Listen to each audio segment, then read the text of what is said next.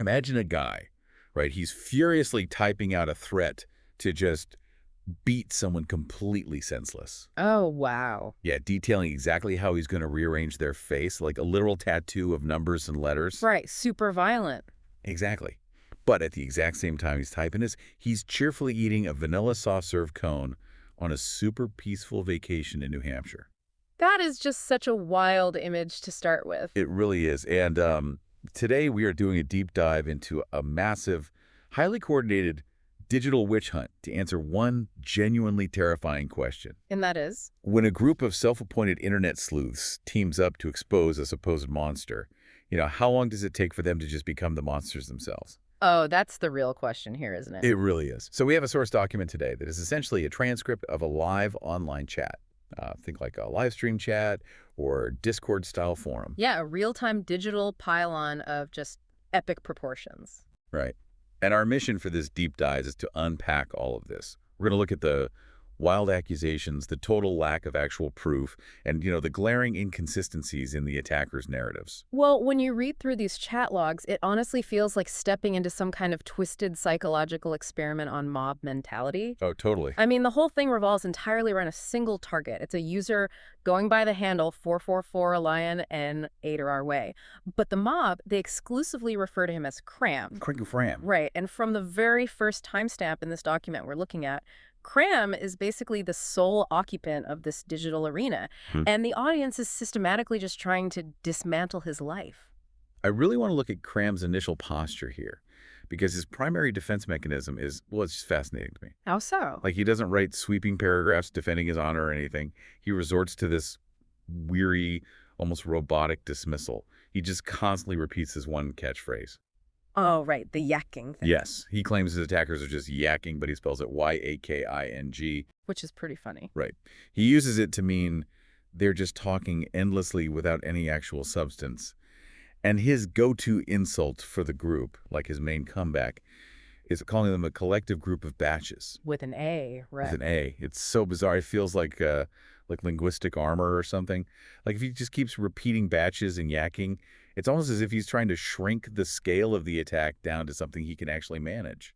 Yeah, I mean, it's an infantilizing tactic, really. Yeah. By misspelling common insults and using a word like yakking, Cram is attempting to basically strip his attackers of their authority. Oh, that makes sense. Like talking down to them. Exactly. He's telling them, and probably himself too, that their words carry no actual weight, but, the sheer volume of the attack just makes that defense totally unsustainable. Because there's so many of them. Right. He is up against what he dubs the collective. And this collective is driven primarily by a user named dblaze919. We can just call him Blaze. Okay, Blaze, got it. Blaze is the chief antagonist here. He's the one really driving the narrative. Then you have his primary lieutenant, Sunflower GenX, or Jinx. And what's her role in all this? She basically acts as the supposed archivist, the one validating Blaze's claims. And then later on, a user named Scott Hall I5G, or Scott, joins the fray. Right. Scott just kind of acts as a sheer amplifier for all the aggression. Exactly. And what's wild is that the moment Cram's username appears in the chat, the bombardment is instantaneous. Oh, it's immediate. They use all these inside jokes. They reference arguments from previous days. They even finish each other's sentences. It's very coordinated. It is. It immediately reminded me of a high school cafeteria. Imagine one kid sitting down with his lunch and then 3 kids at the very next table start loudly reciting horrific rumors about him from a burned book. Just making sure the entire room can hear every word. Yes, exactly. But it makes you wonder, is this actually a calculated ambush, or is it just chaotic internet trolling that spirals totally out of control? Well, the structure of their interaction heavily points to calculation. The public nature of the attack is the engine actually driving the whole thing. Because they want the audience. Right. Think about it. If Blaze and Jinx legitimately believed Cram was the violent menace they claim he is, the logical step is private action, right? Of contacting the authorities or something. Exactly, or simply blocking him. Doing this in a public live chat changes the incentive structure entirely. How so? The payoff isn't justice or safety for them. The payoff is social status. By publicly exposing a perceived wrongdoer, they are elevating their own dominance within that specific digital community. So they are basically performing virtue for an audience. Spot on. And that performative aspect, it takes a really visible toll on Cram over time. It really does.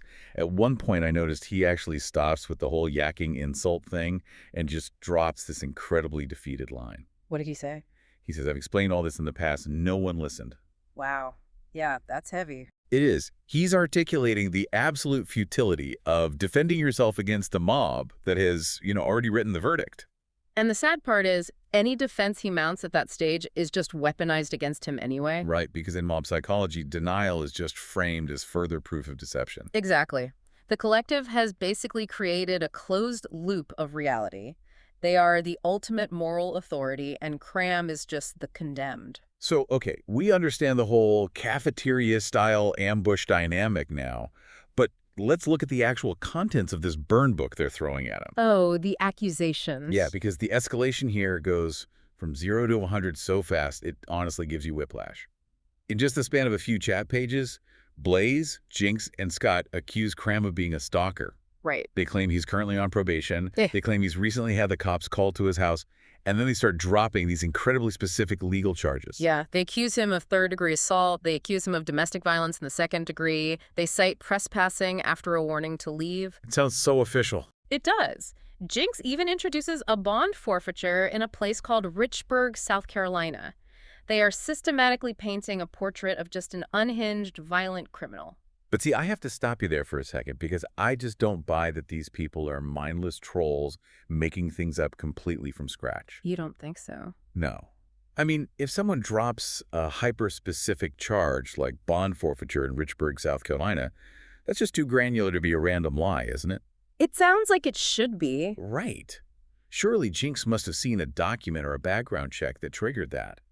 I refuse to believe they were pulling a tiny town in South Carolina entirely out of thin air. I get why you'd think that. It seems totally counterintuitive, but that is exactly how modern digital manipulation actually works. Wait, really? Just making up tiny towns? Yes, it relies on a psychological concept known as truth default theory. Okay, what is that? So, human beings evolved to conserve cognitive energy. When we are presented with hyper-specific details, like the degree of a charge or a specific municipality like Richburg, our brains subconsciously bypass the critical thinking phase. Because it's too much work to verify it. Exactly. Fabricating mundane specific details requires a lot of cognitive load. So we just assume that because it's detailed, it must be tethered to reality somehow. Wow, so the attackers are just borrowing the mundane authority of the legal system to legitimize their harassment. Precisely. They are weaponizing our brain's desire to be lazy. That is wild. And they combine it with the sheer volume of the accusations. In cybersecurity, there is a concept called a DDoS attack, a distributed denial of service. Oh, I've heard of that. Like when a website crashes. Right.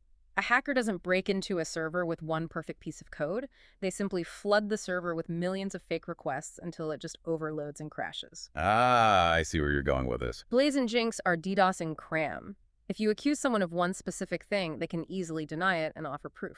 Right, like showing a receipt. But if you barrage them with third-degree assault, stalking, stolen valor, and child abuse all simultaneously, the target's ability to defend themselves just crashes. And the audience watching the chat crashes too, right? Exactly. The sheer volume just creates this illusion of credibility. You start thinking, well, where there's smoke, there must be fire. It's highly effective. Which brings us to the personal attacks, because they don't just stop at the legal statutes. They accuse him of child abuse. They claim he willfully abandoned his children and lost custody of them. Yeah, and Scott jumps in with a horrific question, actually asking, did you hit the kids Cram while drunk? It's so dark. But the contradictions in their narrative become glaring once they pivot to his personal life like this. How do you mean? Well, they simultaneously claim he lost his kids and abandoned his family, right? But then Blaze taunts Cram about his baby mother living with him. Oh, right. I remember that. Yeah. Blaze literally types, did your baby mom tell you to lie and say that she was dead, or you just can't stand her because she's hogging up your own space? So wait, they use this woman's supposed living situation to accuse him of domestic abuse, while in the exact same breath mocking him for having to share space with her. Yes. It's entirely incoherent. They just throw whatever they can think of at him. And it gets even more absurd when they attack his identity. Oh my gosh, yeah. Jinx suddenly pivots to questioning his military service. She claims he said he was in the military in 2002, and she doubts they would, quote, let abusers in the military. Which is quite an assumption. And then, and this is the craziest part, amidst all these allegations of severe domestic violence and child abuse, they decide to attack his astrology sign. I couldn't believe reading that part. The username 444Lion becomes this massive focal point of mockery for them. Right. Jinx gleefully points out that Cram is actually a Taurus, not a Leo, so he isn't a, quote, full lion. And Blaze just jumps right in to laugh at this. I mean, this is the hallmark of a mob that has completely lost the plot. Totally. They will weaponize literally any piece of data, no matter how trivial, just to maintain the momentum of the attack. But what complicates all of this, I think, is Cram's response to it all. Yeah, he doesn't handle it the way you'd expect. No, he doesn't just say, I am a perfect citizen with a spotless record. He actually contextualizes the attacks, which is a massive risk when you are being DDoS'd like that. It really is. He admits to past issues. He mentions drunken events taking place later in life, but he explicitly states no one was ever hurt or abused. Right. And when confronted with the child abuse claims, he says DSS, the Department of Social Services, investigated him, cleared him, and found no case. And when they bring up the third-degree assault and the Richburg incident, he just dismisses it as a bogus charge. You know, Cram's admissions actually lend him a layer of credibility that the mob completely lacks. That's a great point. Right. Because a pure liar usually just denies everything unequivocally. By admitting to having Department of Social Services involvement or past drunken events, he is operating in a reality that actually has nuance. Whereas the mob, they just operate in binary absolutes. You're either a saint or a monster. Exactly. Which brings us to the linchpin of this entire operation. Let's hear it. If the mob operates in absolutes and they are throwing out specific legal statutes and state investigations, they must have the paperwork, right? You would think so. Throughout this entire barrage, Cram is remarkably consistent. He repeatedly types, post it, or shut up. Over and over. Yeah. He says leak it, since it's there in public knowledge. He just calls their bluff completely. Yeah. And the way Jinx and Blaze dodge this challenge is just, it's a masterclass of manipulation. Let's dissect Jinx's behavior on this first. She positions herself as the gatekeeper of all this damning information. She claims, quote, I think I read some of the cases where the state of South Carolina views you. So she is heavily implying she is literally reading from an official document. Exactly. But the millisecond Cram demands she post it. She executes this flawless backpedal. Oh, it's incredible. She replies, I don't have the info to post as I did not look up the information. Which contradicts what she literally just said. Right. And then in the very same breath, she adds, it was sent to me by another. Notice the passive voice there. It was sent to me by another. It completely removes her agency and her responsibility for the claim. It's so sneaky. And she later solidifies this evasion by saying, I will let the person who collected it put it out at their convenience, has nothing to do with me. Which is just breathtaking hypocrisy. It really is. She uses the threat of this supposed data to terrorize him, claiming the state, city, or county data can't be argued with. Yet when pressed, she admits she doesn't possess it, she didn't research it, and she can't produce it. It's middle school playground logic. Totally. It's the kid claiming they have a girlfriend, but when you ask to meet her, they say, oh, she goes to another school, you wouldn't know her, she doesn't have a phone. Right, it's an invisible, impenetrable shield. But then you have Blaze. And Blaze. Well, Blaze takes this delusion to an entirely different stratosphere. Oh, Blaze crosses the line from standard internet trolling into profound delusions of grandeur. He really does. To justify his lack of immediate proof, Blaze claims he has a, quote, rap sheet on my desk. A rap sheet on his desk. He's styling himself as a 1940s noir detective, chomping on a cigar in a dimly lit office. Just shuffling papers around. Right. But it gets so much weirder than that. It escalates very rapidly. Blaze later claims, and this is a direct quote, I told somebody to do some research in my department and they were happy to help. His department. He also casually references leaving a trail for his, quote, security team. Okay, let's just pause and think about this.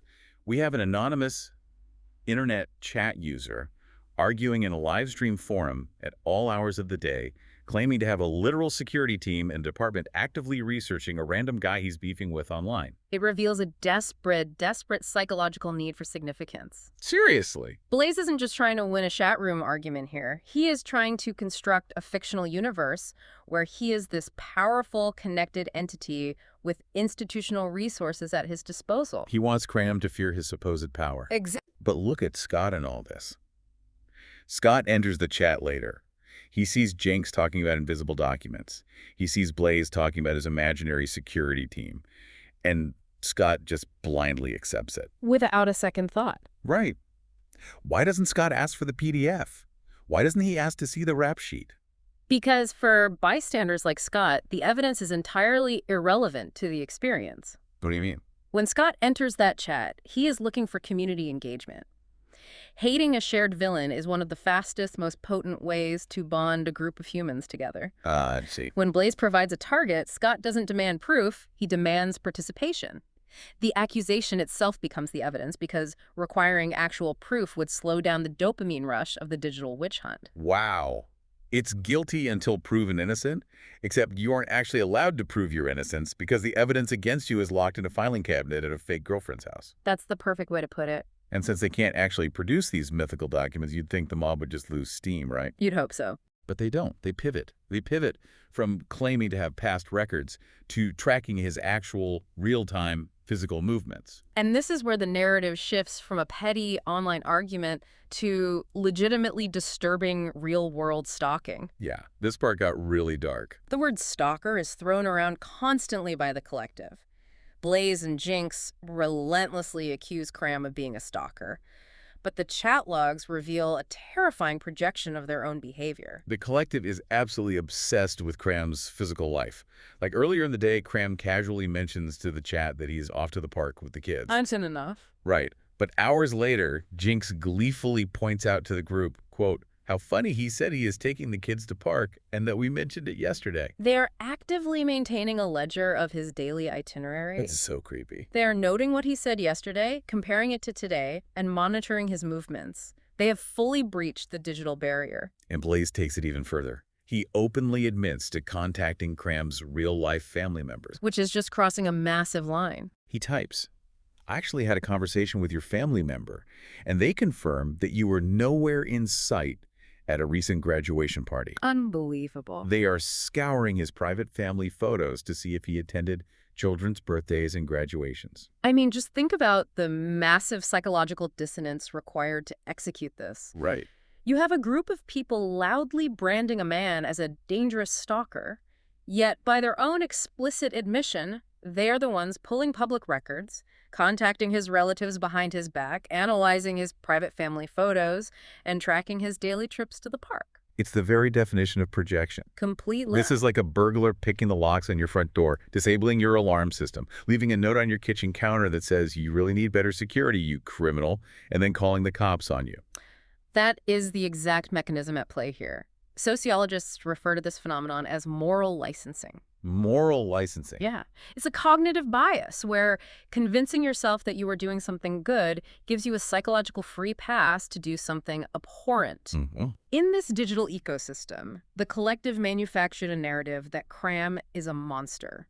And once they collectively agreed he was a villain, it completely removed all moral boundaries regarding how they could treat him. So because they've slapped the label of bad guy on him, they can justify doing highly invasive, creepy, stalker-level behavior and still sleep perfectly soundly at night. Exactly. They use morality as a shield for their own predatory impulses. That is so messed up. They convince themselves that harassing a man's family or scouring his records isn't stalking. No, it's an investigation. It's justice. Right. They're the good guys in their heads. They are feeding a dark, voyeuristic obsession under the guise of holding a bad man accountable. It is deeply, deeply sinister. And to truly understand the depths of this hypocrisy, I think we have to do a quick character study of the ringleader. Oh, Blaze. Yes, because Blaze's behavior in this chat log is one of the most absurd, contradictory performances I've ever seen in my life. Blaze is the ultimate case study in the contradiction of the internet tough guy. He is attempting to curate two entirely incompatible identities simultaneously. Okay, let's lay out the first identity. Blaze throws out threats of extreme, visceral street violence. He really goes for it. He tells Cram, quote, "Keyboard would be tool to knock your teeth, to let a couple numbers and letter go across your face like a tattoo." That is so graphic. He threatens to get that ass slapped up. He brags about beating the shit out of him. He even explicitly claims he doesn't have to report to a parole officer, implying he could inflict this violence with total impunity. He is painting a picture of himself as a hyper-violent enforcer you do not want to cross in a dark alley. Exactly. He is posturing for absolute dominance. He wants the social capital and fear associated with being a dangerous predator who commands this supposed security team. But then, at the exact same time he is making these gruesome threats about knocking teeth out to make facial tattoos, he is simultaneously painting a picture of his real-world life that is hilariously serene. the juxtaposition is just pure dark comedy. It really is. Because while threatening to rearrange Cram's face, Blaze announces to everyone that he is currently on a lovely vacation in New Hampshire. Yes. Amidst all the screaming and accusations of child abuse, Blaze casually tells Jinx, "I'm going for some Subway and ice cream with some friends in the place called NH on vacation." It's so jarring, and then he gets deeply nostalgic, too. Oh, right, the camp. He starts reminiscing to the chat about being in a boycott camp in the mid-'80s as a kid, saying the place still feels the same and the people are so nice. It's like two different people. He literally types the words, "No rage for me here, haha." I am genuinely trying to picture this. A guy furiously typing out a threat to beat a man senseless, while carefully licking a vanilla soft-serve cone outside a New England Subway, taking a deep breath of the mountain air and typing, "No rage for me here." Like a movie scene. Is he completely unaware of how ridiculous he sounds? Like, does he believe his own persona? I think he is aware, but the cognitive dissonance protects him. Oh, so. He desperately wants the fear and respect of the violent persona, but he also desperately wants to be seen as a zen, successful, well-adjusted guy who enjoys peaceful vacations. And Cram sees right through it. He really does. For all of Cram's flaws, his read on Blaze is just laser accurate. He constantly tells Blaze he's just hiding behind keyboard as always. He calls him irrelevant. Cram recognizes that the physical threat from a guy eating a Subway sandwich in New Hampshire is zero. Zero. Which perfectly explains why the collective has to rely on the digital violence instead. Because Blaze's physical threats are entirely hollow, the mob must inflict emotional and reputational damage to exude any actual control over Cram. Wow. So taking all of this into account, the baseless accusations, the DDoS method of attack, the real-world stalking, the performative tough guy acts, I think it is time to unmask the real villains of this source material. I agree. And to do this honestly, we cannot fall into the trap of pretending Cram is a flawless victim just because he was targeted. No, absolutely not. We have to acknowledge Cram's toxicity because his language throughout the log is highly abrasive and deeply offensive. It is. He is incredibly defensive, and he uses slurs constantly. Right. He calls the group retards. He specifically asks Scott if he is autistic. Yeah, that was tough to read. When Jinx is arguing with him, he cruelly tells her to try out for the wheelchair Olympics. He's constantly calling them batches and dumb fucks. He contributes heavily to the baseline toxicity of that chat room. His language is vile. There's no denying that. However, we really have to analyze the mechanism of the malice here. What do you mean by that? There is a fundamental psychological difference between being a defensive, abrasive jerk lashing out in a chat room and being a coordinated collective that systematically attempts to destroy a life. Right, because Cram's ugliness is entirely reactive. Put yourself in his shoes for a second. You log into a chat, and immediately you are surrounded by people who claim to have pulled your criminal records, who are mocking the mother of your children, who have admittedly contacted your real-life family members behind your back to verify your location at a graduation party. Your fight-or-flight response is going to trigger. Yes. Cram chose fight, but his arsenal is limited to crude, offensive insults and denial. He is basically lashing out from inside a digital cage built by Blaze and Jinx while being poked with a stick by Scott. That's a great analogy. The collective are the true villains of this scenario because they aren't reacting, they are orchestrating. He started it. They took a petty internet grievance and deliberately, methodically, crossed the boundary into the physical world. They manufactured a narrative of Cram being a monster, which granted them the moral license we talked about earlier to act like monsters themselves without feeling a shred of guilt. They justified harassing a family member, tracking a man's trips to the park with his kids, and publicly accusing him of domestic violence and child abuse without producing a single scrap of actual evidence. And the core of their malice is the joy they actually derive from it. Oh, that's the sickest part. At one point, while celebrating Cram supposedly losing custody of his kids, Blaze explicitly types, "What a wonderful, glorious day is today." Can I get an amen? Just reveling in it. They are extracting entertainment and a false sense of superiority from attempting to ruin a human being.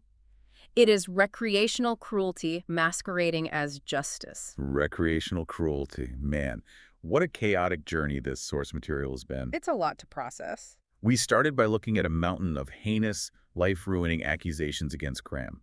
We unpacked the truth-to-fault theory and realized there was absolutely zero proof provided for any of it, despite the grand illusions of official documents and security teams. All smoke and mirror. We uncovered a coordinated, real-world stalking campaign, thinly disguised as moral justice. And ultimately, we identified the collective, the very people claiming to be the righteous investigators, exposing a villain as the true bad actors.